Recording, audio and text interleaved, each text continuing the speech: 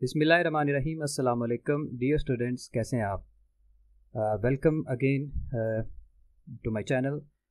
इसमें देखिए हम पहले इससे कई लेक्चर आपके लिए रिकॉर्ड कर चुके हैं। Test code I think P4 से ऑनवर्ड। तो 60 MCQs हम हर दफ़ा डिस्कस करते हैं आपके सामने। तो इस दफ़ा का जो हमारा टॉपिक था करंट इलेक्ट्रिसिटी था। ये टेस्ट आपका कंडक्ट हो चुका, तो इसकी डिस्कशन देखते हैं बेटे। 60 MCQs। तो इसमें हम बिल्कुल उसी तरह से उसी तरतीब से सारे MCQs आपके सामने डिटेल से डिस्कस करेंगे। उम्मीद है कि इंशाल्लाह सारे प्रॉब्लम आपके सॉल्व हो जाएंगे और आप बेटर फील करेंगे आफ्टर द डिस्कशन। तो बेटे देखते हैं, सबसे पहले क्वेश्चन नंबर 1 की तरफ बढ़ते हैं। बिस्मिल्लाहिर्रहमानिर्रहीम। मेरे ख्याल में थोड़ा सा साइज़ हम बड़ा कर लेते हैं इसका, आपको क्लियर नज़र आएगा जी। तो क्वेश्चन 1 की तरफ हम आ रहे हैं जी। 10⁻6 electrons are moving through a wire per second. The current developed is। तो बेटे सिंपल इसका आंसर था, हमें करंट की वैल्यू पूछी हुई है और करंट बराबर होता है I = Q/T के। तो हमें टाइम जो दिया हुआ है वो 1 सेकंड है और हमें जो चार्ज की वैल्यू दी हुई है वो 10⁻6 इलेक्ट्रॉन्स हैं। तो हमें ऑप्शंस जो पूछी हुई थी वो एक्चुअली एम्पेयर्स में थी, इसलिए हम इन इलेक्ट्रॉन्स को कूलम्स में कन्वर्ट कर देते हैं। तो 1 इलेक्ट्रॉन के ऊपर जो चार्ज होता है वो 1.6 × 10⁻⁻19 कूलम के बराबर होता है। तो कूलम पर सेकंड जो है वो एम्पेयर के बराबर आएगा, इसलिए हमारे पास ऑप्शन आ जाएगी 1.6 × 10⁻⁻19 और ये आ जाएगा +6। तो -19 + 6 करेंगे तो -13 एम्पेयर आंसर आ जाएगा, इसलिए हमने चार्ली ऑप्शन को ट्रू किया यहाँ पे जी। नेक्स्ट क्वेश्चन देखते हैं। Question number 2। When a wire is touched and its radius become R/2 then its resistance will be. तो अल्फ़ा ऑप्शन यहाँ पे सही की हुई है। कैसे, ये हम कई बार डिस्कशन कर चुके हैं क्लास के अंदर कि जब आप किसी चीज़ को स्ट्रेच करते हैं तो उस जो वॉल्यूम ऑफ द वायर होता है वो हमेशा कांस्टेंट रहता है, क्योंकि लेंथ तो बढ़ती जाती है लेकिन उतना ही एरिया कम होता जाता है। तो उसकी डेंसिटी कांस्टेंट रहती है, क्योंकि किसी चीज़ की डेंसिटी भी कांस्टेंट तब रह सकती है जब उसका मैस भी कांस्टेंट हो और उसका वॉल्यूम भी कांस्टेंट हो। तो किसी चीज़ को स्ट्रेच करने से सॉलिड मटेरियल को उसकी डेंसिटी पे कोई फर्क नहीं आता, इसका मतलब उसका वॉल्यूम भी कांस्टेंट रहता है। तो वॉल्यूम जो है वो एरिया इनटू लेंथ के बराबर होता है। तो इसका मतलब जब आप किसी चीज़ को स्ट्रेच करेंगे, अगर उसकी लेंथ जो है वो 2 टाइम इंक्रीज़ करती है तो इसका मतलब उसका एरिया 2 टाइम डिक्रीज़ करेगा, या उसकी लेंथ अगर 4 टाइम इंक्रीज़ करती है तो उसका एरिया 4 टाइम डिक्रीज़ करेगा। तो ये 4 से कैंसिल हो जाएगा और वॉल्यूम हमेशा हमारा AL के बराबर यानी कांस्टेंट ही रहेगा। तो ये कंसेप्ट है इसके अंदर कि यहाँ पे हमें उसने बोला है कि आप एक वायर को स्ट्रेच करें और उसका रेडियस जो है वो R/2 हो जाता है। जब आप स्ट्रेच करते हैं तो वो थिन हो जाती है और उसका रेडियस जो है वो R/2 के बराबर आ जाता है। तो क्वेश्चन 2 को देखें, हम रेजिस्टेंस की वैल्यू निकाल रहे हैं। उसकी रेजिस्टेंस का फार्मूला लगाएंगे ρ×L/A के बराबर। तो रो उसी तरह से आ गया, चूँकि एरिया जो है वो वायर का वो πr² के बराबर होगा और एरिया की वैल्यू चूँकि R/ क्या की गई है 2 कर दी गई है, तो नई जो रेजिस्टेंस आएगी उसको हम R' बोल देते हैं। तो ये आ जाएगा π × R/2²। ये R' बराबर आ जाएगा। देखें हमारे पास R/2 ये बन जाएगा L/π × R²/4। तो देखें ये दूसरे लफ्ज़ों के अंदर हमारे पास जो प्रोडक्ट था यानी एरिया और लेंथ का वो कांस्टेंट रखना था। तो यहाँ पे इसका मतलब एरिया जो है वो बराबर वॉल्यूम बराबर था एरिया इंटू लेंथ और एरिया बराबर होता है πr²। इसका मतलब अगर जब आप क्या करते हैं R की वैल्यू डिक्रीज़ करते हैं, R/2 करते हैं, तो इसका मतलब जो एरिया है वो 4 टाइम डिक्रीज़ हो जाता है। तो 4 टाइम हमें लेंथ इंक्रीज़ करनी है ताकि वॉल्यूम की वैल्यू क्या रहे, कांस्टेंट रहे। तो ये आ जाएगा πr²/4 × 4/L। ठीक है, तो ये 4 से कैंसिल होगा, तो फिर दोबारा πr²L आंसर आ जाएगा, यानी जो हमने शुरू किया था। तो वॉल्यूम कांस्टेंट रखने के लिए मैं ये कहना चाह रहा था कि अगर रेडियस जो है उसकी वैल्यू 1/2 डिक्रीज़ होती है तो इसका मतलब वो स्क्वायर होगा। तो स्क्वायर जब आप करेंगे तो 1/4 बनेगा। तो इसका मतलब हमें 4 टाइम लेंथ भी साथ इंक्रीज़ करनी है खुद ही। तो ये देखें, अगर आप R की जगह पे R/2 करेंगे तो उसका साथ जैसे ही आप लेंथ रेडियस कम कर रहे थे, उसका स्ट्रेच कर रहे थे, तो डेफिनेटली साथ लेंथ भी इंक्रीज़ कर रही थी। तो लेंथ कितने टाइम इंक्रीज़ होनी चाहिए थी, वो भी 4 टाइम इंक्रीज़ करनी चाहिए थी। यहाँ से हमें समझ आती है इस चीज़ की। तो इसलिए आर डैश बराबर आ जाएगा 4 इंटू 4 हम कर देंगे, ये आ जाएगा 16 into rho into L over pi are square. ये जो रेजिस्टेंस थी ये हमारी पहली रेजिस्टेंस थी, ये देखें आर के बराबर थी, rho into L over pi are square, तो इसका मतलब आर डैश बराबर आ जाएगा 16 time of the previous resistance. इसीलिए बेटे हमने अल्फा ऑप्शन को ट्रू किया है यहाँ पे। तो इस तरह के बहुत सारे क्वेश्चन आगे भी आएंगे और ये बड़े फेमस क्वेश्चंस हैं, इसलिए मैंने इसको डिटेल से डिस्कस किया है ताकि अगर आपके जहन में कोई कन्फ्यूजन है तो वो भी दूर हो जाए। तो नेक्स्ट देखते हैं बेटे जी, क्वेश्चन नंबर 3 जी, we are going to move to discuss the question number 3. Look at the question number 3. A wire of uniform cross section uniform cross section A, length L and resistance R is cut into two equal parts. The resistivity of each part will be, ये यहाँ पे जो लफ्ज़ आपको नज़र नहीं आ रहा proper, ये resistivity लिखा हुआ था, तो resistivity of each part will be, तो डेफिनेटली बेटे आप अगर आप किसी मटेरियल को कट करें, एक्सटेंड करें, जैसे भी करें, तो उसका चूँकि नेचर कांस्टेंट रहती है तो रेजिस्टिविटी नेचर पर डिपेंड करती है, इसलिए उसकी रेजिस्टिविटी कांस्टेंट रहेगी। रेजिस्टेंस में डेफिनेटली चेंज आ जाएगा लेकिन रेजिस्टिविटी कांस्टेंट रहेगी और वो चार्ली ऑप्शन के बराबर आएगी, रिमेन सेम। क्वेश्चन नंबर 4 देखें, the resistivity of two wires is rho 1 and rho 2 which are connected in series if their dimensions are same, if their dimensions are the same then the equivalent resistivity of the combination will be। ठीक है, तो ये हम question number 4 देख रहे हैं। Question number 4 में तो हमें वो कह रहा है कि आपके पास दो अलग अलग मटेरियल हैं, दोनों की जो रेजिस्टिविटी रो 1 और रो 2 है, दोनों को सीरीज़ में अटैच कर देते हैं। हमें पता है जब आप डिफरेंट मटेरियल सीरीज़ में अटैच करते हैं तो टोटल रेजिस्टेंस जो है वो ऐड हो जाती है और वो सीरीज़ कम्बिनेशन के फार्मूले यानी एडिशन ऑफ द रेजिस्टेंस को फॉलो करेगी। R equal to R1 over R1 plus R2, ये इक्विवेलेंट रेजिस्टेंस के बराबर आएगा। तो उसने बोला कि अगर हम इसको यूँ लिख लें, रो इंटू एल ओवर ए, क्योंकि उसने बोला कि डायमेंशन सेम है तो लेंथ और एरिया मैंने सेम रख दिया, तो रेजिस्टेंस का फार्मूला रो इंटू एल ओवर ए लगा दिया।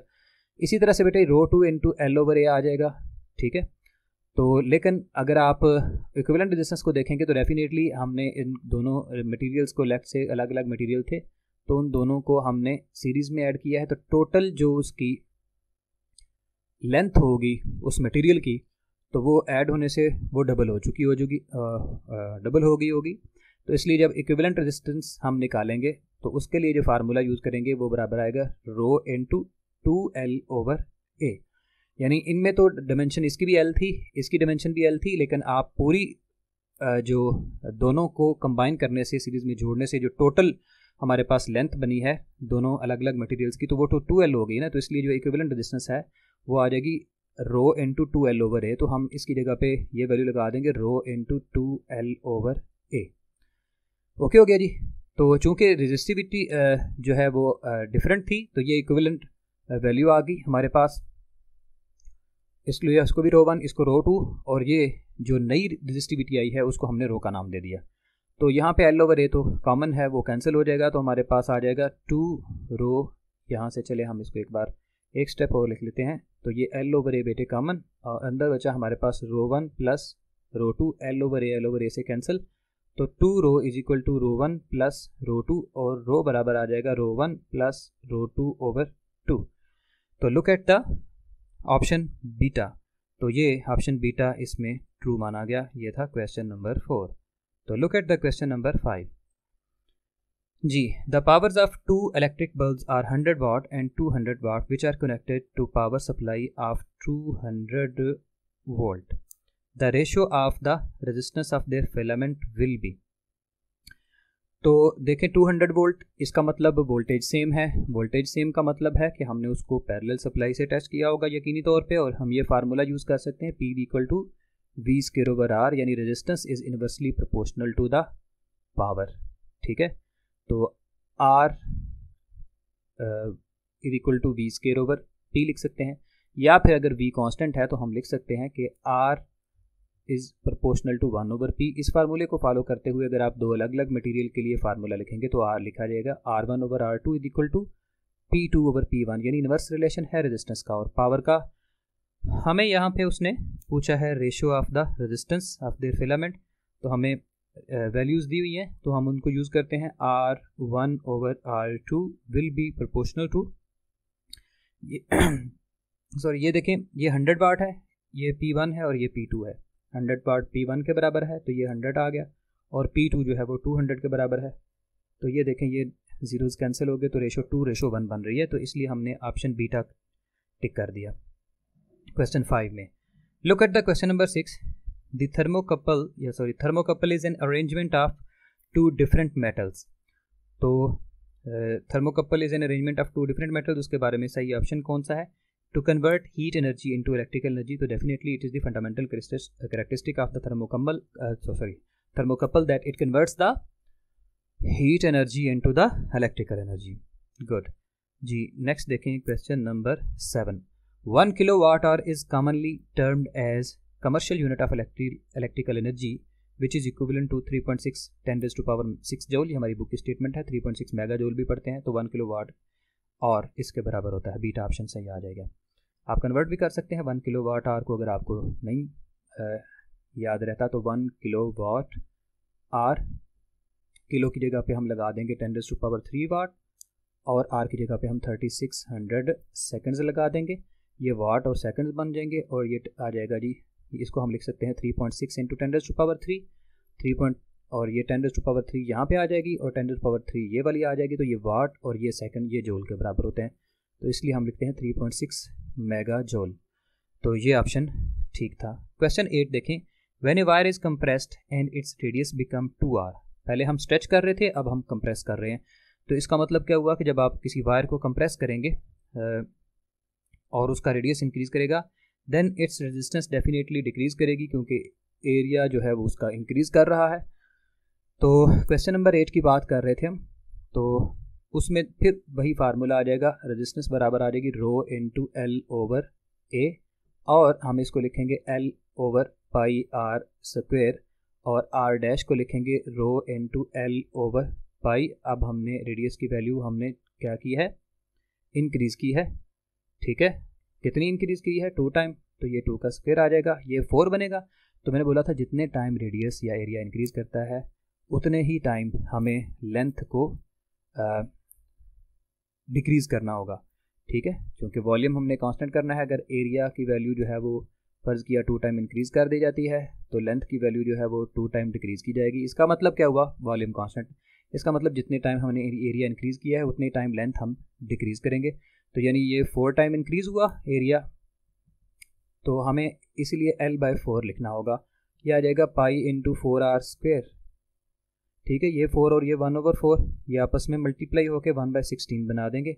हमारे पास बेटे ऑप्शन आ जाएगी ρ/L/πr²। ये सारी वैल्यू हम पहले r के बराबर रख चुके हैं, तो r डैश बराबर आ गया 1/16 × r। जी, ये हमारे पास राइट ऑप्शन आ जाएगी r डैश 1/16 r के बराबर। जी, क्वेश्चन 8 था बेटे हमारे पास, तो इसलिए चार्ली ऑप्शन ट्रू होगा। क्वेश्चन 9 देखें। तो हम सिंपली यानी अगर चीज़ों को नोट कर रहे हैं तो ये याद रखिएगा कि जब आप किसी स्ट्रेच करते हैं किसी चीज़ को, तो उसका एरिया डिक्रीज़ करता है। जितना एरिया डिक्रीज़ करेगा उतनी लेंथ इंक्रीज़ करेगी। ठीक है, तो उसी लिहाज से हम अपना आंसर जो है वो उसको कैलकुलेट करते हैं। नेक्स्ट देखिएगा, क्वेश्चन नंबर 9 की बात करेंगे। One of the following is an ohmic device. तो डेफिनेटली कॉपर जो है वो ओहमिक डिवाइसेस हैं। ट्रांजिस्टर भी सेमीकंडक्टर अपना जो है वो इलेक्ट्रॉनिक्स कंपोनेंट हैं।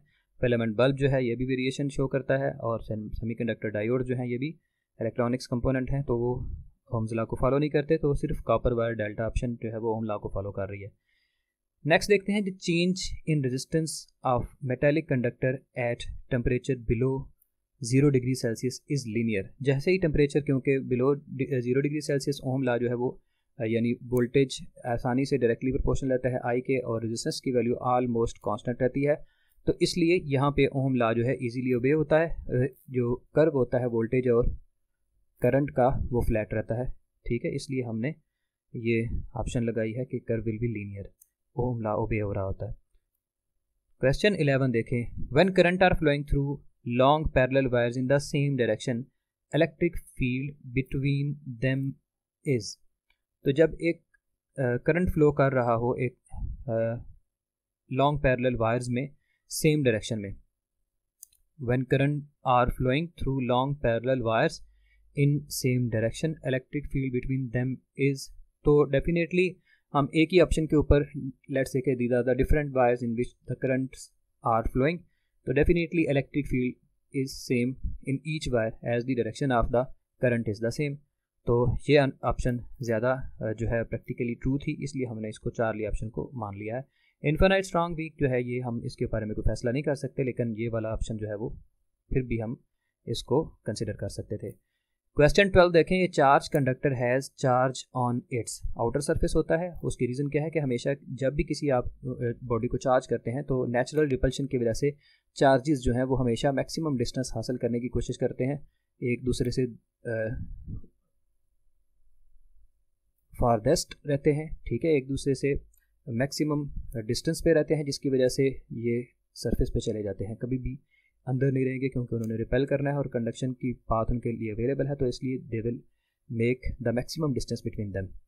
जी नेक्स्ट देखते हैं, next question number 13, ampere second stands for the unit of charge, definitely I is equal to Q over T formula, तो अगर आई इंटू टी लिखेंगे तो क्यू के बराबर आएगा और ये एम्पेयर सेकेंड कूलम के बराबर होता है, यानी चार्ज के बराबर आ जाएगा, तो अल्फा ऑप्शन आ जाएगी।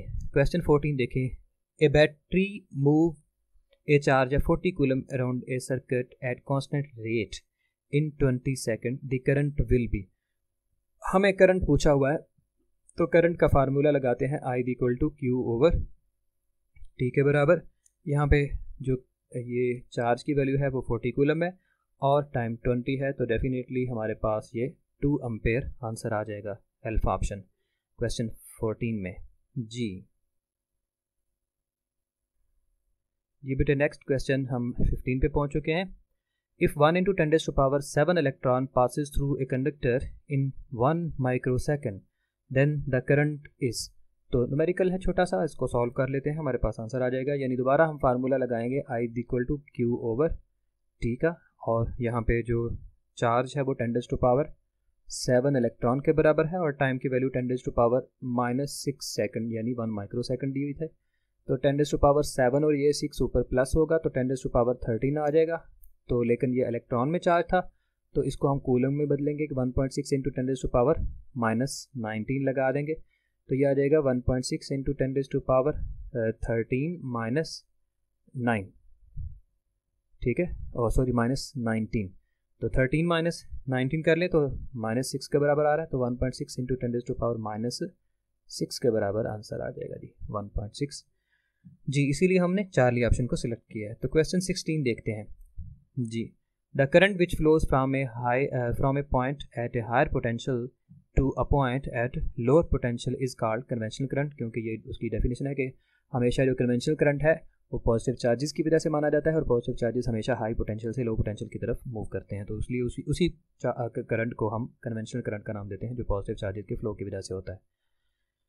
यस तो नेक्स्ट देखते हैं जी question number 17, by increasing the temperature of conductor the flow rate of the charges, definitely current decrease करता है, रेजिस्टेंस इंक्रीज करती है, इंक्रीजिंग द टेम्परेचर के इंक्रीज करने से, टेम्परेचर जब आप इंक्रीज करेंगे तो रेजिस्टेंस भी इंक्रीज करेगी किसी कंडक्टर की, रेजिस्टेंस के इंक्रीज करने से करंट डिक्रीज होगा यानी फ्लो रेट डिक्रीज होगा, तो इसलिए हमने rate of flow of charges decrease का ऑप्शन लगा दिया डेल्टा।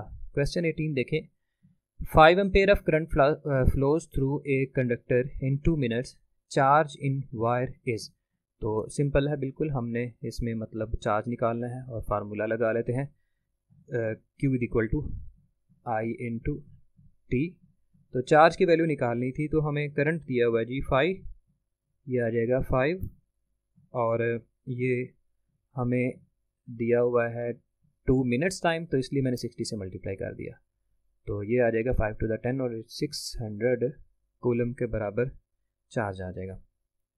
यस बीटा ऑप्शन आ जाएगी क्वेश्चन 18 में। 19 देखें, heat generated by 40 watt bulb in 1 hour is, तो हमने हीट जनरेशन का फार्मूला लगा देना है, ठीक है, पावर और टाइम को मल्टीप्लाई कर देते हैं तो हीट जनरेशन आ जाएगी, तो हीट जनरेशन जो है वो बराबर आ जाएगी पावर इनटू टाइम के। तो पावर हमें दी हुई है 40 और टाइम दिया हुआ है हमें 1 आवर, तो ये आ जाएगा 40 इंटू टाइम की वैल्यू 1 आवर। तो हम इस आवर को कन्वर्ट करेंगे किस में, डेफिनेटली सेकंड्स में, तो 3600 सेकंड्स लिख देंगे। ठीक है, पावर वाट में थी तो वाट सेकंड जूल के बराबर आएगा। तो इसको मल्टीप्लाई कर दें तो ये 144000 आंसर आ जाएगा। आप चेक कर सकते हैं अपनी कैलकुलेशन से। तो ये इतने जूल के बराबर हीट प्रोड्यूस हो जाएगी। ठीक है, क्वेश्चन 20 देखते हैं। The heat produce by the passage of current through a register is. तो ये फार्मूला बेटे हमारी बुक में लिखा हुआ है, H = I²R × T। तो heat generated in any of the conducting material और in any of the filament is calculated by this formula. So H = I²RT formula, alpha option 2 आ गई। क्वेश्चन 21 देखें। For ohmic device the graph between V and I is. Straight line होता है ohmic conductor बोलते ही हम उसको है, जिसमें वोल्टेज और करंट का ग्राफ स्ट्रेट लाइन होता है। क्वेश्चन 21 में अल्फा ऑप्शन आ गई। 22 देखें। 2 resistance of 2 ohm each are connected in parallel, combination equivalent resistance will be. तो कॉम्बिनेशन इक्वेशन जो रेजिस्टेंस का फार्मूला था वो हमने पढ़ा था, वो R/N के बराबर होता है। यहाँ पे ये जो R की वैल्यू है वो 2 के बराबर है और नंबर ऑफ रेजिस्टेंस भी 2 है, तो इसलिए 2 से कैंसिल हो जाएगा, तो 1 ओहम आंसर आ जाएगा। यानी जब एक जैसी रेजिस्टेंस पैरेलल में अटैच होती है तो हम फिर ये फार्मूला यूज़ करते हैं इक्विवेलेंट रेजिस्टेंस निकालने का। वो एक जैसी रेजिस्टेंस की वैल्यू R के बराबर होती है और नंबर ऑफ रेजिस्टेंसेस को हम N के बराबर लिखते हैं। ठीक है जी, तो यहाँ पे दोनों 2 के बराबर थी, इसलिए 1 ओहम आंसर आ गया। चार्ली ऑप्शन राइट होगी। क्वेश्चन 23 देखें। The current flowing through each resistor of equal resistance in parallel combination is. तो डेफिनेटली अगर आप बहुत सारे रजिस्टर्स जो हैं वो इस तरह से लगा देते हैं पैरेलल, ठीक है, और उन तमाम की वैल्यूज़ जो है वो क्या है, सेम है, तो करंट की वैल्यू सेम होगी। यहाँ से भी उतना ही करंट फ्लो करेगा, यहाँ से भी उतना ही करंट फ्लो करेगा और यहाँ से भी उतना ही करंट फ्लो करेगा। वजह ये है कि अगर रेजिस्टेंस सेम होगी, क्योंकि I बराबर है V/R, वोल्टेज तो सेम है, और अगर रेजिस्टेंस भी सेम कर देंगे तो करंट की वैल्यू ऑटोमेटिकली सेम हो जाएगी, चेंज नहीं आएगा। यस, नेक्स्ट देखते हैं जी। ये क्वेश्चन हो गया हमारे पास 24 क्वेश्चन देखें। The current through a resistance of 100 ohm when connecting across a source of 220 volt. तो हमें यहाँ पे करंट निकालना है, ठीक है। सिंपल I = V/R फार्मूला लगा के हम करंट निकालेंगे। ये देखें I = V/R फार्मूला लगा दिया। वोल्टेज हमें गिवन है जी, ठीक है, 220 और रेजिस्टेंस 100 है, तो ये आ जाएगा 220/100। तो आप इसको कैलकुलेट कर लें तो 22/10 2.2 एम्पेयर के बराबर आएगा। यस, नेक्स्ट देखते हैं। ये तो डेल्टा ऑप्शन आ गई क्वेश्चन 24 में, 2.2 एम्पेयर। नेक्स्ट क्वेश्चन 25 है। If a wire of resistance R is cut into 2 halves along its length then resistance of each half will be definitely 2R हो जाएगी। उसकी रीज़न मैं आपको बताता हूँ। देखें, हमारे पास ये एक कंडक्टिंग मटेरियल था, इस कंडक्टिंग मटेरियल को हमने यहाँ से कट कर दिया along its length। along its length का ये मतलब होगा कि आपने इसको along the length हाफ किया है ऐसे, ठीक है। ये तो डेफिनेटली इसका जब आप along the length हाफ करेंगे तो एरिया की वैल्यू जो है वो पहले से हाफ हो गई है। तो रेजिस्टेंस में बराबर होती है ρ × L/A। अगर एरिया हाफ करेंगे तो रेजिस्टेंस डबल हो जाएगी, इन्वर्सली प्रोपोर्शनल है, A/2 आ जाएगा। तो ये R' में लेट्स से कि हम A/2 लिख देते हैं, ये आ जाएगा A/2, ठीक है। तो ये यहाँ पे ऊपर मल्टीप्लाई हुआ, ये आ जाएगा 2 × ρ L/A। ये हमारी पहली वैल्यू थी, तो R' = 2R के बराबर आंसर आ जाएगा। यही वजह है कि 25 में अल्फा ऑप्शन राइट थी। 26 देखिए। When a wire of resistance R is cut into 2 equal parts then the resistance of each wire is. Question almost same था, लेकिन इसमें अलोंग द लेंथ हमने हाफ किया है और इसमें along the area, along the cross section ली। जब वो सिंपल बोले कि हमने कट इनटू 2 इक्वल पार्ट्स किया है, ठीक है, तो डेफिनेटली हम फिर उसको इस तरह से कट कर रहे हैं कि उसके 2 पीस बराबर बराबर लेंथ वाइज होंगे, हो जाएंगे। तो ये देखें, तो when a wire of resistance cut into 2 equal parts, तो अब हम इसको इस तरह से अगर कट करते हैं तो फिर दोबारा रेजिस्टेंस बराबर आएगी ρ × L/A। अब देखें, जो लेंथ की वैल्यू है वो हाफ होगी, तो इसका मतलब रेजिस्टेंस की वैल्यू भी हाफ हो जाएगी, इसलिए हमने R/2 वाला ऑप्शन लगाया है, बिकम हाफ, अल्फा ऑप्शन आ जाएगी। 27 देखें, specific resistance of a material depends upon, तो वो लेंथ और एरिया पे डिपेंड ही नहीं करती। स्पेसिफिक रेजिस्टेंस का मतलब होता है रेजिस्टिविटी, और रेजिस्टिविटी सिर्फ टेम्परेचर पे डिपेंड करती है, ठीक है, या फिर नेचर पे, तो लेंथ और एरिया यानी डायमेंशंस पे डिपेंड नहीं करती। तो चार्ली ऑप्शन 2 होगा।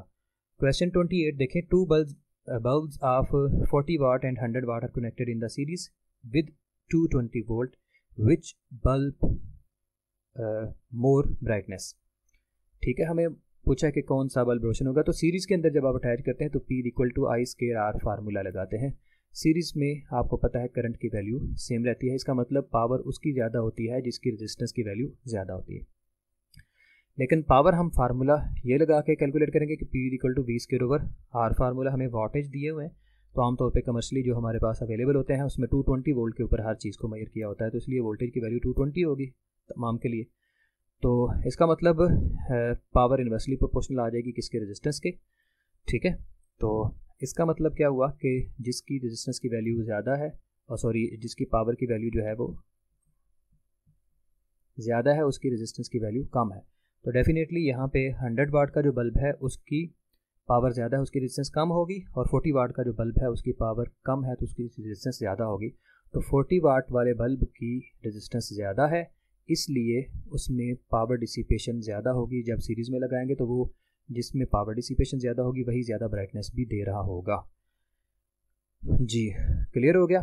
तो ये था हमारे पास के करंट तो सीरीज़ में सेम रहेगा, तो ये फैसला किसने करना है ज़्यादा डिसिपेशन का, जिसकी रेजिस्टेंस की वैल्यू ज़्यादा होनी थी, और रेजिस्टेंस की वैल्यू किसकी ज़्यादा है, 40 वाट वाले बल्ब की है। हमने डिटेल में ये क्लास के अंदर भी चीज़ें डिस्कस की हुई हैं, इसलिए मैं जल्दी से इसको आगे लेके जा रहा हूँ, डिटेल में डेप्थ में नहीं ज़्यादा जा रहा है। क्वेश्चन 29 देखें, the unit of temperature coefficient of resistivity is, तो डेफिनेटली वो पर केल्विन है। अल्फ़ा जो होता है वो आपको पता है फार्मूला ΔR/R0 × ΔT फार्मूला है, ये कैंसिल हो जाते हैं यूनिट, और पीछे सिर्फ टेम्परेचर के यूनिट बचते हैं, और टेम्परेचर के ऐसा यूनिट केल्विन है इसलिए पर केल्विन आंसर आएगा। नेक्स्ट देखते हैं, the reciprocal of resistance is called conductance, ये इसका रेसिप्रोकल कंडक्टेंस कराता है, ये इसकी डेफिनेशन है। नंबर 31 देखें, मो पर मीटर इज़ द ऐसा यूनिट ऑफ कंडक्टिविटी, तो डेफिनेटली क्योंकि कंडक्टिविटी के यूनिट होते हैं पर ओहम, पर मीटर और पर ओहम को आप मो भी पढ़ते हैं, इसलिए मो पर मीटर यूनिट बन जाएंगे किसके, कंडक्टिविटी के। जी तो ये इसलिए हमने कंडक्टिविटी डेल्टा ऑप्शन लगा दी। कंडक्टेंस के नहीं होगी क्योंकि कंडक्टेंस के जो यूनिट होते हैं वो पर ओहम होते हैं खाली, 7 पर मीटर नहीं आता। तो बहरहाल ये हमने बेसिक चीज़ें हैं क्लास के अंदर बुक में लिखी हुई हैं। क्वेश्चन 32 देखते हैं, good conductors have conductivity of the order of, ये भी बुक की स्टेटमेंट है, डेल्टा ऑप्शन बीटा ऑप्शन आ जाएगी, 10⁻7 पर ओहम पर मीटर के बराबर कंडक्टिविटी होती है कंडक्टिंग मटेरियल की। मैक्सिमम कंडक्टिविटी कंडक्टर्स की ही होती है। नंबर 33 देखें, resistivity eight A given temperature depends upon nature of the material of conductor, तो डेफिनेटली रेजिस्टिविटी जो है एरिया और लेंथ पे डिपेंड नहीं करती, नेचर पे डिपेंड करती है, इसलिए चार्ली ऑप्शन ट्रू होगी। क्वेश्चन 34 देखिएगा, which one has negative temperature coefficient of resistance, तो चूँकि सेमी कंडक्टिंग मटीरियल जो है उनका टेम्परेचर बढ़ाने से उनकी रेजिस्टेंस की वैल्यू डिक्रीज करती है, तो इसलिए कार्बन सेमी कंडक्टिंग मटीरियल है, अल्फा ऑप्शन ट्रू होगा। टंगस्टन, गोल्ड और आयरन कंडक्टर्स हैं, उनका टेम्परेचर बढ़ाने से उनकी रेजिस्टेंस की वैल्यू बढ़ जाती है, इसलिए उनका अल्फा जो है वो पॉजिटिव होता है, जबकि सेमी कंडक्टिंग मटीरियल का नेगेटिव होता है, इसलिए कार्बन यानी अल्फा ऑप्शन ट्रू होगा। नेक्स्ट देखिए क्वेश्चन 35 है, certain wire has a resistance R, 1 minute please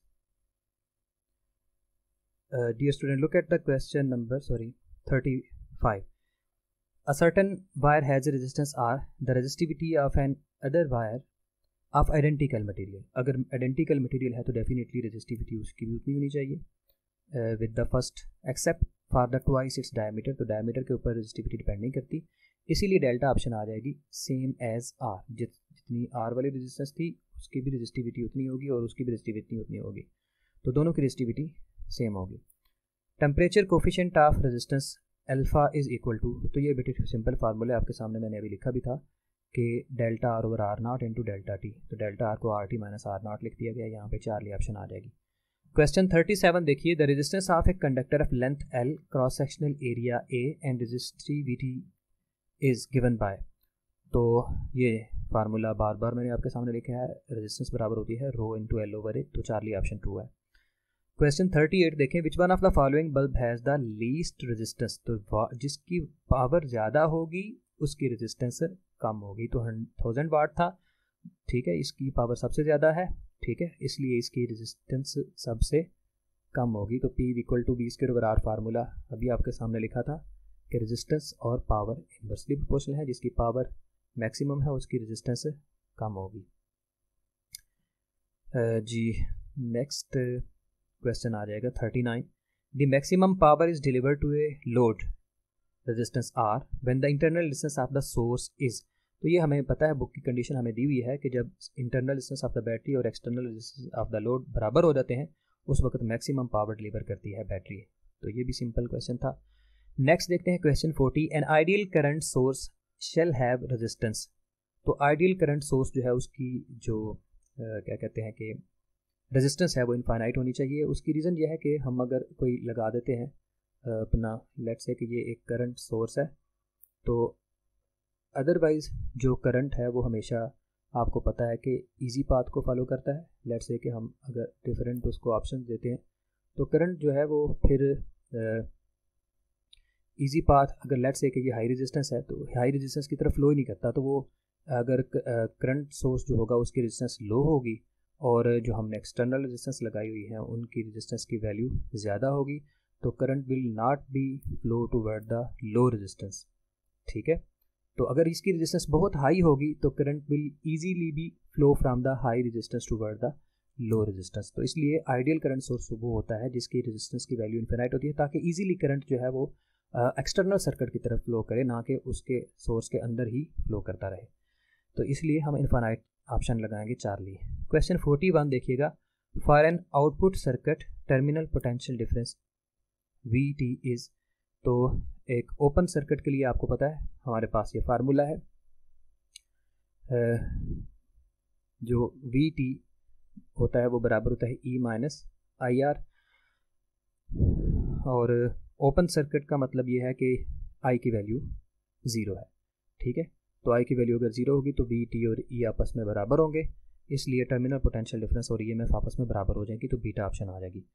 question 42 देखिएगा, a steady current is flowing in a conductor of non uniform cross section, the charge passing through any cross section per unit time is, तो definitely एक steady current flow कर रहा है पूरी wire में, तो जो करंट का रूल है कि वो हर जगह पे अपनी वैल्यू यूनिफॉर्म रखता है, चाहे एरिया कम हो या फिर ज़्यादा हो, तो इसलिए हम बोलेंगे कि डेल्टा ऑप्शन आ जाएगी independent of the area of cross section, ठीक है, ये हमने क्वेश्चन क्लास में भी ऑलमोस्ट डिस्कस कर लिया था। क्वेश्चन 43 देखिएगा जी, इसमें था एक copper wire of length 2 metre and area of cross section 1.7 into 10⁻⁻6 metre square has resistance of 2 into 10⁻⁻2 ohm, the resistivity of copper is, तो सिंपल हमने रेजिस्टिविटी निकालनी है, तो न्यूमेरिकल है, इसको सॉल्व कर लेते हैं। हमारे पास रेजिस्टिविटी बराबर आ जाएगी RA/L, ये फार्मूला हमने लगाया, रेजिस्टेंस बराबर थी rho into L over A, तो वहाँ से हमारे पास जो रेजिस्टिविटी है वो बराबर आ जाएगी RA/L के। हमें वैल्यूज़ गिवन है बेटे, हम उनकी वैल्यूज़ को यूज़ करते हैं।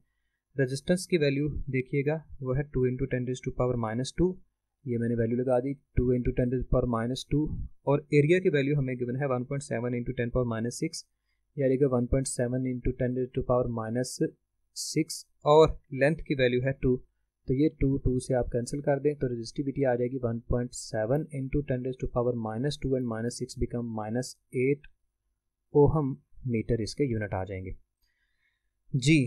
तो इसलिए हमने 43 के अंदर अल्फ़ा ऑप्शन को राइट किया 1.7 इंटू 10⁻8 ओहम मीटर। क्वेश्चन 44 देखिएगा, 3 conductors draw currents of 1 ampere, 2 ampere and 4 ampere when connected in turn across A battery, यानी इंडिविजुअली जब आप इन कंडक्टर्स को जोड़ते हैं बैटरी के साथ अलग अलग बारी बारी, तो उस वक्त ये वैल्यूज आती हैं। If they are connected in series across the same battery, उन्हीं को हम सीरीज़ में अटैच कर देते हैं, तो then current draw will be.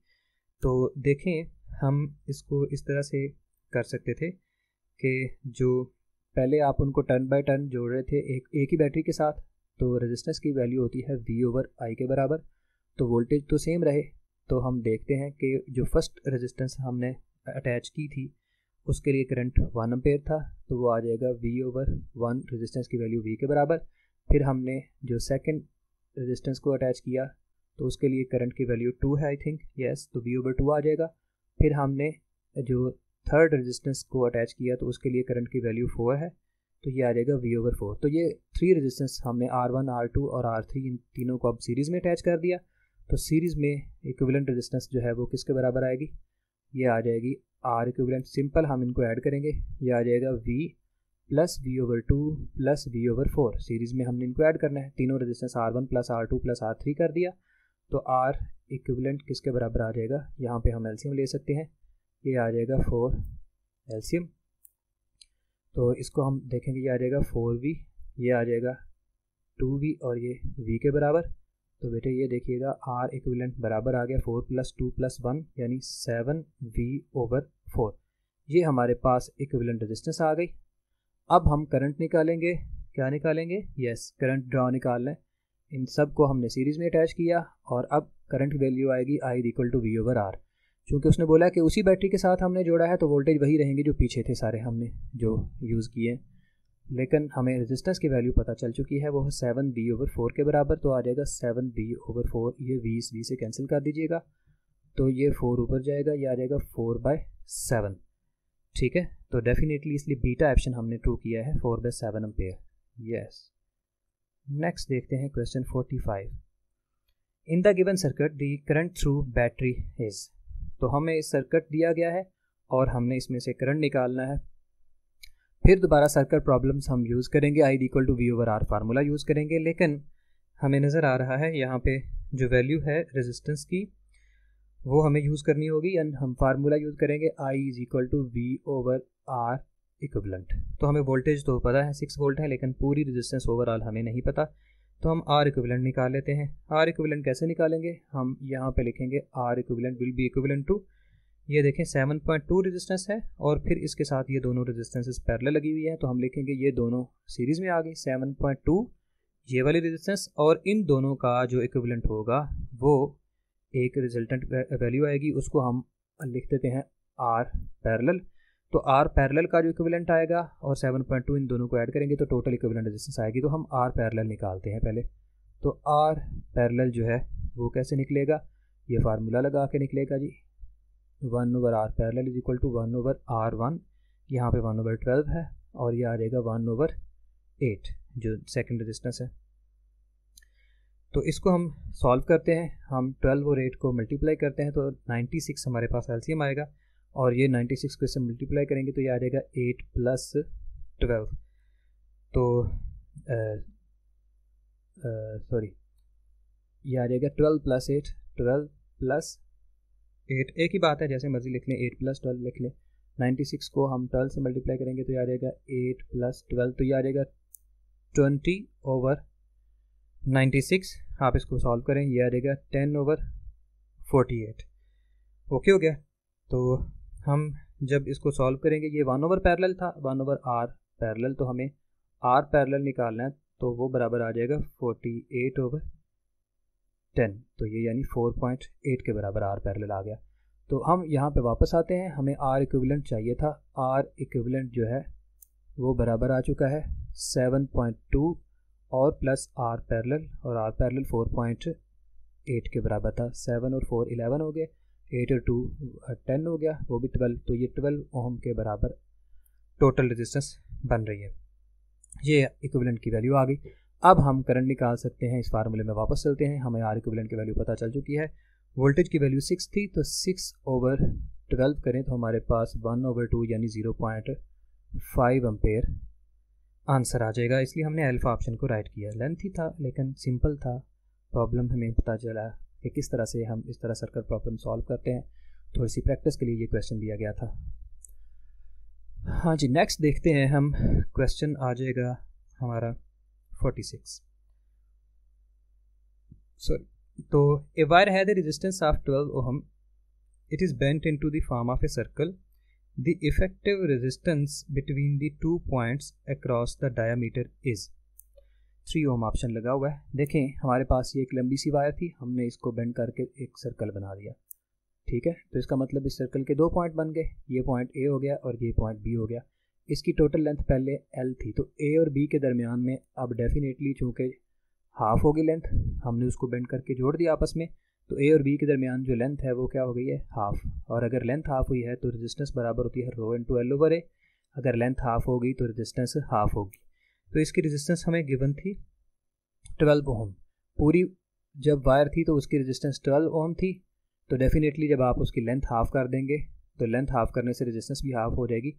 तो इस एक पार्ट की अब रेजिस्टेंस आ गई है 6 ओम। 6 ओम रेजिस्टेंस इसकी है और 6 ओम रेजिस्टेंस ही इसकी है। इसका मतलब अब ये दो रेजिस्टेंस लगी हुई हैं और ये दोनों पैरेलल हैं। तो अब पैरेलल का फार्मूला लगाएंगे, सेम रेजिस्टेंस, इक्विवेलेंट रेजिस्टेंस का फार्मूला आ जाएगा आर ओवर एन के बराबर। तो ये आ जाएगी, आर की वैल्यू 6 आ गई और नंबर ऑफ रेजिस्टेंस 2 है, तो 6/2 हम करेंगे तो 3 ओम हमारे पास आंसर आ जाएगा। जो क्वेश्चन आपको समझ नहीं आता उसको बार बार देखेंगे, इंशाल्लाह उम्मीद है समझ आ जाएगी। मैं स्लो बोलने की बजाय तेज़ बोलता हूँ, आप वीडियो स्लो करके देख सकते हैं या बार बार देख सकते हैं, आपके प्रॉब्लम इंशाल्लाह ठीक हो जाएंगे। जी नेक्स्ट देखते हैं क्वेश्चन 46 की बजाय हम अब 47 पे मूव कर रहे हैं। जी स्टूडेंट्स नेक्स्ट क्वेश्चन देखिएगा 47, which of the following is non ohmic device. तो एक्चुअली बाकी जो वायर जो भी हैं, लेकिन LDR हमें पता है कि लाइट डिपेंडेंट रेजिस्टेंस होती है। जैसे ही इसके ऊपर लाइट पड़ती है तो इसकी रेजिस्टेंस की वैल्यू कम हो जाती है, लिहाजा ये ओम लॉ को फॉलो नहीं करती, क्योंकि उसकी रेजिस्टेंस की वैल्यू ऐसा मटेरियल जिसकी रेजिस्टेंस की वैल्यू चेंज हो जाए, कांस्टेंट ना रहे, तो उसके ऊपर ओम लॉ ओबे नहीं होता। तो इसलिए LDR लाइट डिपेंडेंट रजिस्टर जो होता है वो एक नॉन ओहमिक डिवाइस होती है। बाकी वैसे भी आप देखें कि कार्बन है, कॉपर है, अगर हम इनकी रेजिस्टेंस जो है अपना इनका टेम्परेचर कांस्टेंट रखते हैं तो ये ओहमिक डिवाइस बन सकती है।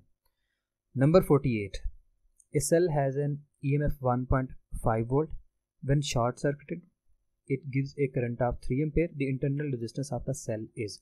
क्वेश्चन देखिए उसने इस तरह से किया है, ये हमारे पास एक वैसे सर्किट होता है कि हम एक एक्सटर्नल रेजिस्टेंस लगा देते हैं, ठीक है।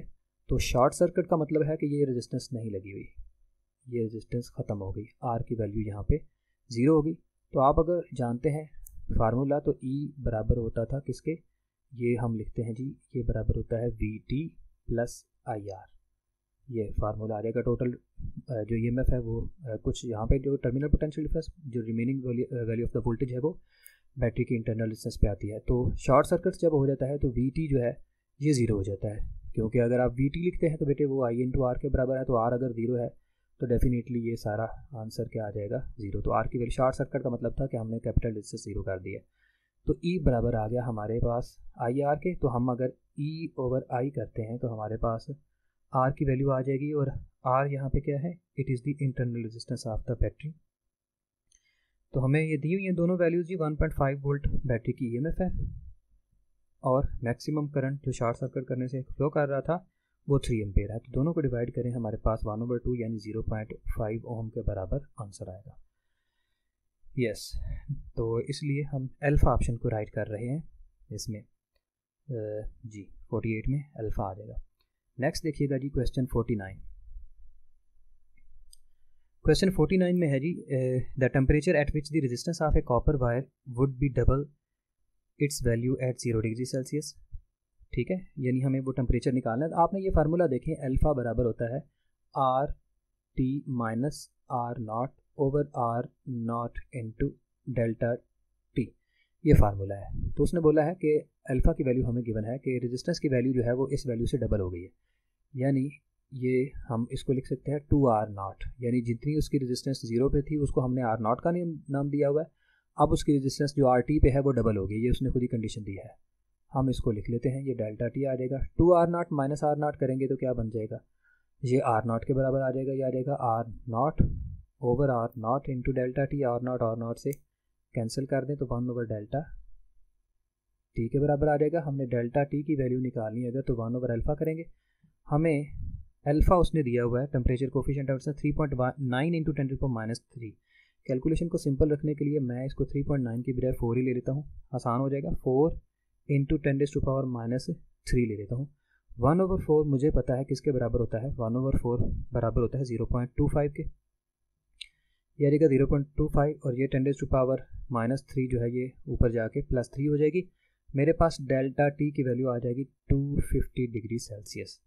तो चूँकि डिग्री सेल्सियस के अंदर था अल्फ़ा, तो हम अगर इसकी वैल्यू देखते हैं तो डेल्टा टी जो है वो बराबर आएगा टी हाई टेम्परेचर, यानी डेल्टा टी की वैल्यू अगर लगाते हैं तो हम उसको लिखते हैं T - T0 is equal to 250, यानी temperature at high temperature minus 0 degree Celsius temperature.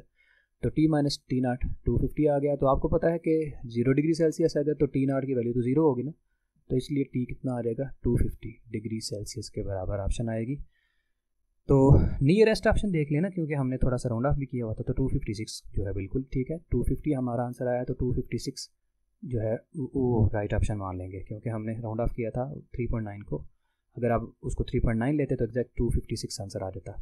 तो कैलकुलेशन को आसान रखने के लिए मैंने 3.9 की जगह पे 4 लिख दिया था। नेक्स्ट क्वेश्चन देखते हैं। बिल्कुल उसी तरह का क्वेश्चन है 50। The temperature coefficient of resistance of wire 0.00125 पर डिग्री सेल्सियस एट 300 केल्विन। ये हमें टेम्परेचर उसने दिया हुआ है, ठीक है, एट 300 डिग्री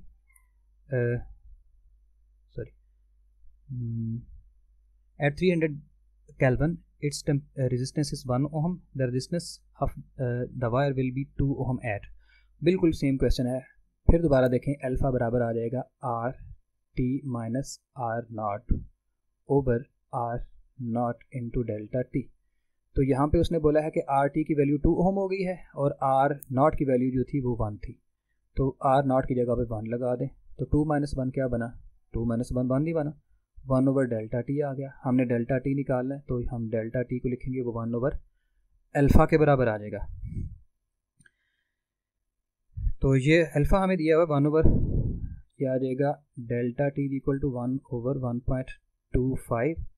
अल्फ़ा की वैल्यू है 1.25 इंटू 10⁻³ तो इसको आप बेटे सॉल्व करेंगे ना, तो हमारे पास 1 ओवर 1.25 का ऑप्शन आप निकालना पड़ेगा। ये आ जाएगा 0.8 इंटू 10⁻+3। ये 10 - 3 जो है वो अपर साइड पे शिफ्ट करने से प्लस हो गया। ये आ जाएगा 800 के बराबर। ये difference of temperature degree Celsius में भी वही होता है और केल्विन में भी वही होता है। आप तो हमने लेकिन चूँकि निकालनी है वैल्यू किसकी, वो आ जाएगा T - T0, ठीक है, इज इक्वल टू 800। तो T किसके बराबर आ जाएगा 800 + T0। ये हमें गिवन टेम्परेचर होता है, शुरू वाला जो इनिशियल टेम्परेचर है उसको हम T0 का नाम दे रहे हैं। पहले ये 0 था, लेकिन इस दफ़ा उसने ये टेम्परेचर हमें दिया हुआ है और ये था कितना केल्विन के अंदर, सॉरी जी ये क्वेश्चन था, और 300 केल्विन, ये 300 केल्विन के बराबर दिया हुआ था। तो ये 800 + 300 कर देंगे तो 1100 केल्विन के बराबर आ जाएगा जी। अगर आप T0 को 0 पे लिखते हैं, यानी डिग्री सेल्सियस में आंसर पूछा जाता तो 800 डिग्री सेल्सियस था, ठीक है। तो सॉरी नहीं, अगर डिफरेंस ऑफ टेम्परेचर पूछा जाता, तो अगर हम यहाँ पे केल्विन में, चूँकि 800 डिग्री केल्विन जो है वो डिफरेंस ऑफ टेम्परेचर है, तो ये केल्विन में भी उसको हम ले सकते थे, सेल्सियस में भी, तो इसको केल्विन में मान लिया। और T0 को जो है वो केल्विन में उसकी वैल्यू दी हुई है, उसको पुट करके 1100 केल्विन ऑप्शन आ जाएगी। आई थिंक आपने अंडरस्टैंड कर लिया जो मैं बताना चाह रहा था जी। नेक्स्ट देखते हैं जी फटाफट, क्वेश्चन हमारे जो है वो अब थोड़े से लेंथी होते जा रहे हैं। 51 देखिएगा, a wire of length 5 metre and radius 1 millimetre, ये क्वेश्चन 51 है। Has the resistance of 1 ohm, but length of wire of the same material but of the radius 2 millimetre will also have the resistance of 1 ohm. Question थोड़ा सा समझें, अगर आपको अच्छी समझ आएगी कि हमारे पास एक वायर थी, उसकी मतलब सर्टन कोई भी उसकी वैल्यू थी 1 ओम के बराबर, ठीक है। फिर वो कहता है कि हमने इसका क्या कर दिया, डायमीटर डबल कर दिया है। आई थिंक उसने यही बोला उसने कि हाँ जी यस, हमने length of wire of same material but of radius 2 millimetre, तो डायमीटर यानी रेडियस डबल कर दिया। तो डेफिनेटली अब वो कह रहा है जो नई जो मटेरियल नई जो हमारी वैल्यू आती है रेजिस्टेंस की, वो भी 1 ओम होनी चाहिए। तो लेकिन आपको पता है कि जब आपने डायमीटर उसका बढ़ा दिया तो उसकी तो रेजिस्टेंस की वैल्यू जो है वो डिक्रीज़ कर जानी चाहिए। तो इसका मतलब हमें फिर लेंथ उसकी इंक्रीज़ करनी होगी ताकि क्या हो, लेंथ के इंक्रीज़ होने से उसकी वही वैल्यू आ जाए 1 ओम।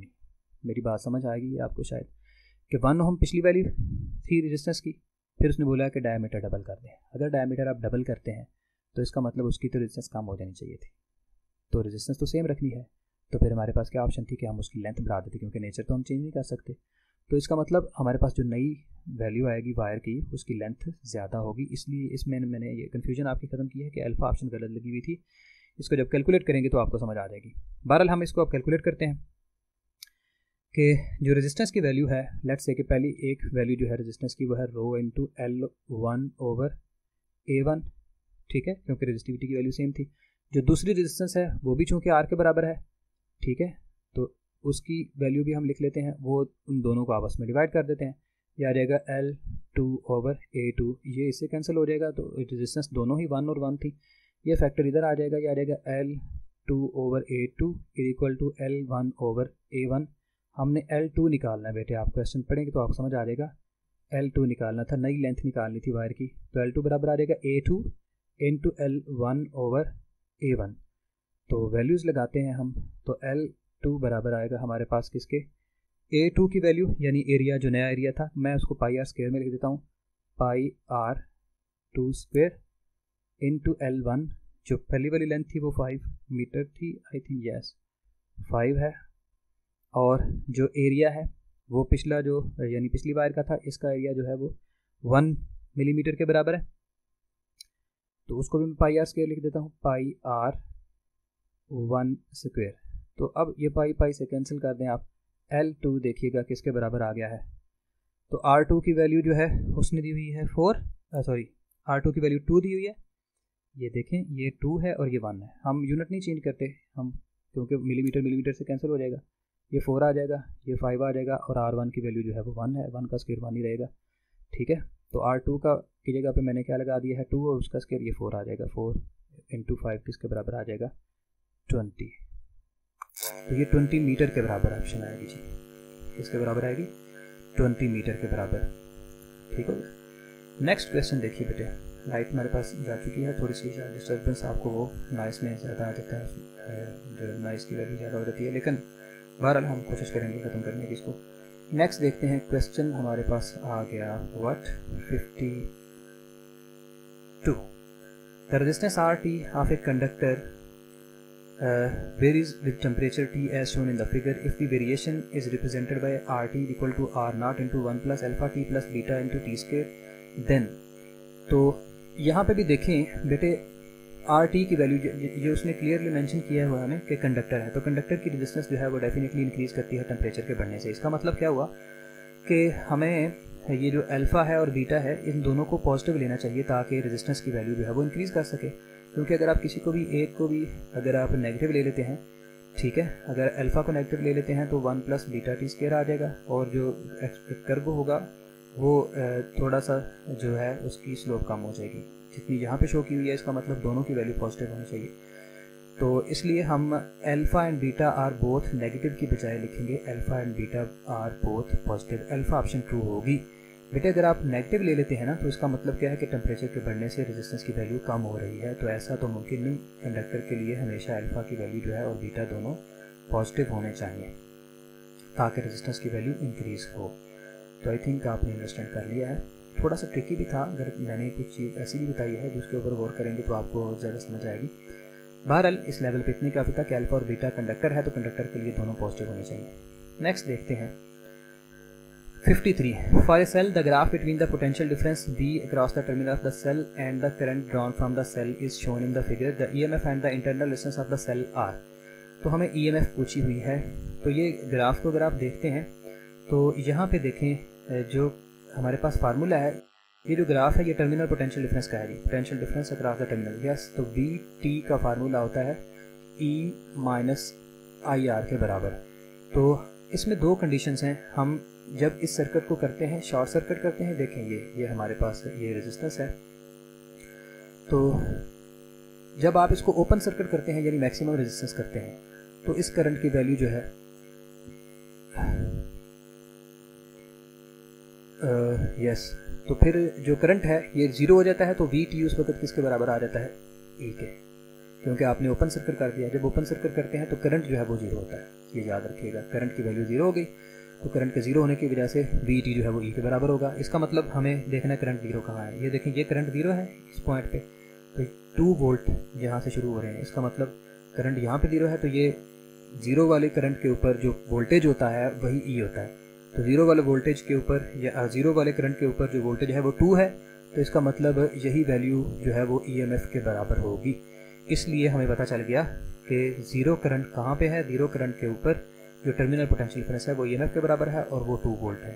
तो इसलिए हमने देखें 2 वोल्ट EMF के बराबर ले लिया। फिर उसने बोला है हमें drawn from the cell the EMF and the internal resistance of the cell. तो इंटरनल रेजिस्टेंस हम कैसे निकालेंगे, हम इस सर्किट को शॉर्ट कर देते हैं, यानी यहाँ पे रेजिस्टेंस नहीं ना लगाते, पहले तो वैसे यहाँ पे रेजिस्टेंस लगी होती है। तो फिर ये देखिए, ये फार्मूला हमने पहले वैसे डिस्कस किया इस प्रॉब्लम को। वी टी बराबर होता है ई माइनस आई आर के, तो वी टी बराबर होता है आई आर के। किसके बराबर होता है जी, आई इंटू आर के। तो जब आप शॉर्ट सर्किट करते हैं यानी रेजिस्टेंस लगाते ही नहीं हैं तो आर की वैल्यू 0 हो जाती है। तो जब आर की वैल्यू 0 करेंगे तो ये आ जाएगा ई माइनस आई आर के बराबर, यानी I R is equal to E. तो यहाँ से हमने रेजिस्टेंस निकालनी है, तो वो बराबर आ जाएगी ई ओवर आई के बराबर। तो शॉर्ट सर्किट का मतलब ये था कि टर्मिनल पोटेंशियल डिफरेंस 0 हो। तो ये देखें, ये टर्मिनल पोटेंशियल डिफरेंस कहाँ पे 0 होगा, इस पोजीशन पे। ये इसके सामने जो वैल्यू आ रही है वो 5 एम्पेयर करंट आ रहा है। तो देखें ना, हमें इस साइड पे क्या दिया हुआ है, एक्स एक्सिस के लॉन्ग करंट दिया हुआ है। तो हम ये 5 एम्पेयर जो करंट है इसके सामने जो वोल्टेज है वो 0 वोल्ट है। 0 वोल्ट का मतलब ये है कि टर्मिनल पोटेंशियल डिफरेंस की वैल्यू 0 ली गई है। तो यहाँ पे टर्मिनल पोटेंशियल डिफरेंस 0 लिया गया। क्यों 0 लिया गया, क्योंकि ये शॉर्ट सर्किट है, ये मैक्सिमम करंट है जो यहाँ से फ्लो कर सकता था। हमारे पास ई की वैल्यू भी आ चुकी है 2, उसको हम 2 लिख लेते हैं, और जो मैक्सिमम करंट था वो भी वैल्यू आ चुकी है, वो कितनी है जी, 5 है। तो 2 ओवर 5 करें तो 0.4 एम्पेयर के बराबर आंसर आएगा। यस, नेक्स्ट देखें जी, क्वेश्चन 54 है, which of the following statement is not true. आप देखें कि यानी हमने जो रॉन्ग ऑप्शन है उसको सिलेक्ट करना है। तो नॉट ट्रू जो है, बाकी सारे ऑप्शन ट्रू हैं कि कंडक्टेंस जो है वो रेसिप्रोकल होता है रेजिस्टेंस का। Ohm's law is not applicable for low and very high temperature. बहुत लो पे चूँकि रेजिस्टिविटी 0 हो जाती है, और बहुत हाई पे वैसे ही टेम्परेचर हाई हो जाता है, रेजिस्टेंस चेंज होती है।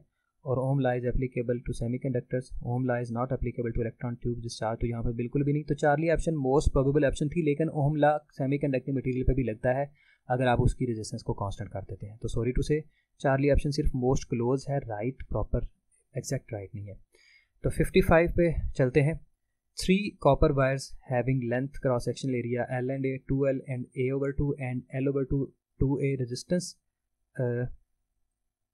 Resistance is minimum for. तो मिनिमम रेजिस्टेंस किसके लिए होगी, तो डेफिनेटली जिसकी लेंथ कम होगी और एरिया ज़्यादा होगा। तो लेंथ सबसे कम किसकी है, ये वाली जो ऑप्शन थी L/2 और एरिया 2A।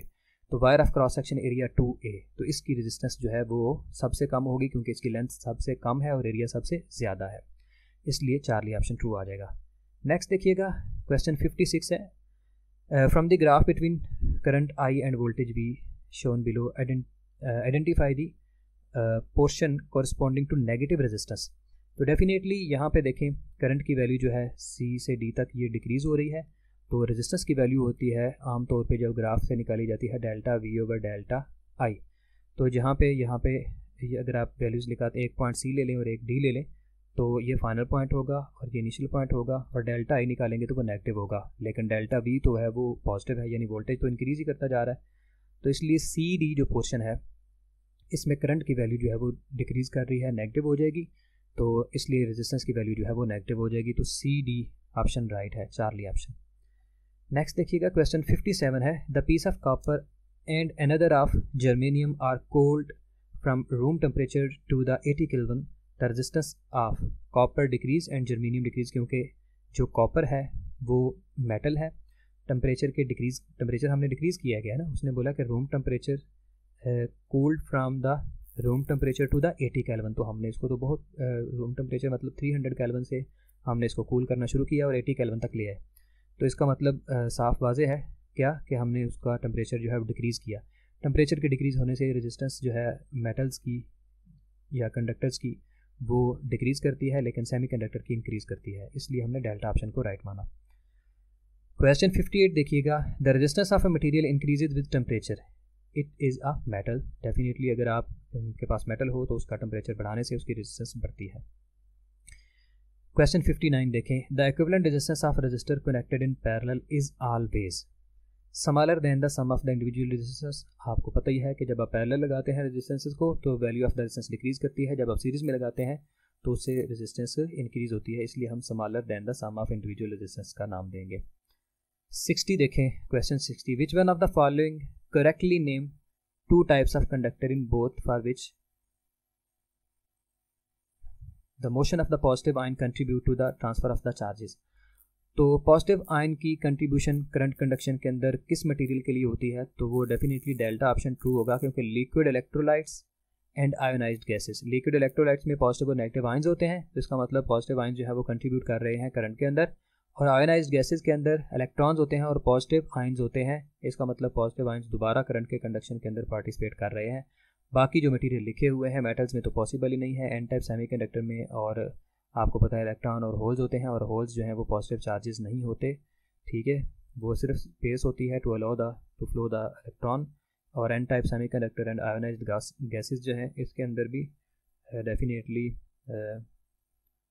जो एन टाइप सेमीकंडक्टर, लेकिन एन टाइप सेमीकंडक्टर जो है ये ऑप्शन गलत है, आयोनाइज्ड गैसेस जो हैं वो ऑप्शन ठीक हो सकता था, तो इसलिए डेल्टा ऑप्शन बिल्कुल ठीक है, जिसमें दोनों मटेरियल जो है वो उसके अंदर पॉजिटिव चार्ज जो है वो करंट में कंट्रीब्यूट करता है। जी, तो आई होप कि आपने अच्छे से डिस्कशन सुनी होगी, अल्लाह ताला हमें इससे फ़ायदा पहुँचाए। सुबहानकल्लाहुम्मा व बिहम्दिक अशहदु अल्ला इलाहा इल्ला अंता अस्तगफिरुका व अतूबु इलैक। अस्सलाम वालेकुम व रहमतुल्लाह। नेक्स्ट तक जो वीडियो होगी इंशाल्लाह वो जल्द अपलोड कर दी जाएगी, और वो हमारी P9 की होगी।